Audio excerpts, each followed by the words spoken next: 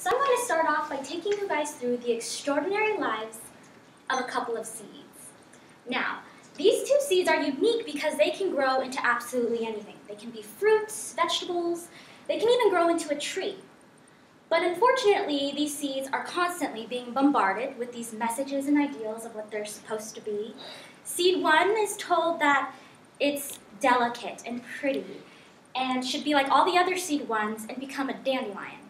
And seed 2 is told that it's tough, it's rough, it's messy, and it should become grass. So what happens? Well, we end up with a surplus of dandelions and a surplus of grass and only one tree. Our children are the seeds of the world. And ideally, we want them to become innovative and creative, grow into unique individuals. But they too are being bombarded with these messages and these ideals of what they should be and what they should want. Which brings me to today's issue. Advertising to children, and specifically the abuse of psychological knowledge of children in marketing. Now, we all don't really probably think of this because it doesn't affect us anymore, but ads directed towards children, like snacks or toys, are specifically designed and engineered, and there's a lot of money put into it to make children believe that they need these things.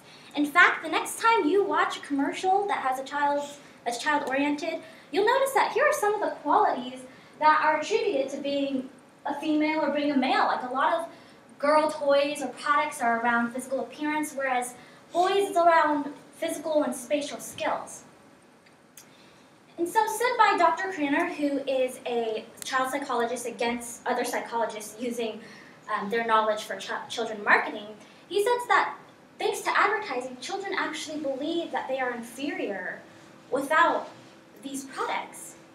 And so what do the psychologists who do help marketers say? Well, they say it's the parents' responsibility. And this is true. I truly believe that parents can say no, right? It's the parents' responsibility of the development of a child. However, there are a lot more factors that are put into the development of children. And what people are ignoring is that even if you say no to a product or you don't buy something for your child, that doesn't change their psychology. That doesn't change their view. Like the doctor said, they're going to feel inferior. Therefore, it's everybody's social responsibility to ensure that they do not interrupt the raw development of the child.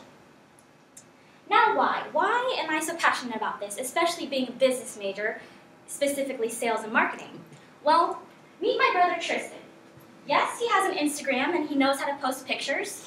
He's only 4 years old, but he is very technologically savvy. He's very smart, just like a lot of children are today.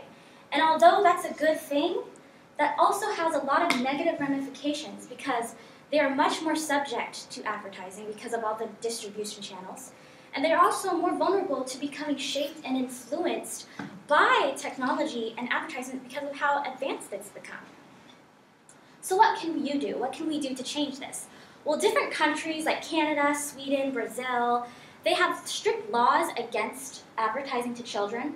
Some countries even completely banned the presence of any advertisements directed towards children if it's possible that 12 years or younger are going to be viewing that channel. However, we're not all policymakers, and I don't know if anyone's interested in lobbying against this. So what can you do?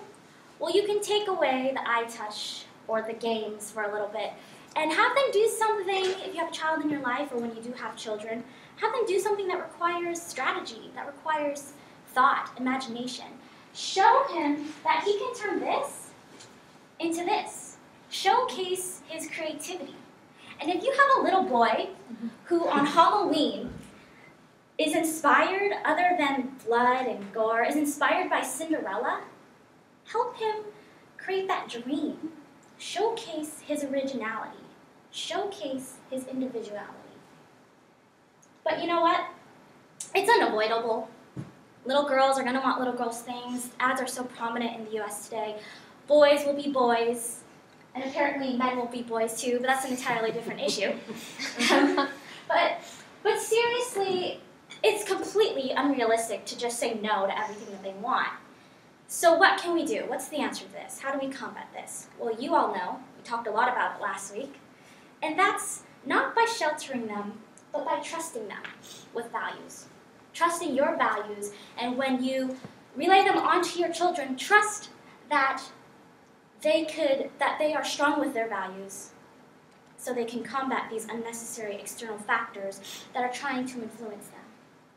And so that hopefully through this, seed 1 and seed 2 can grow into whatever they like. Thank you.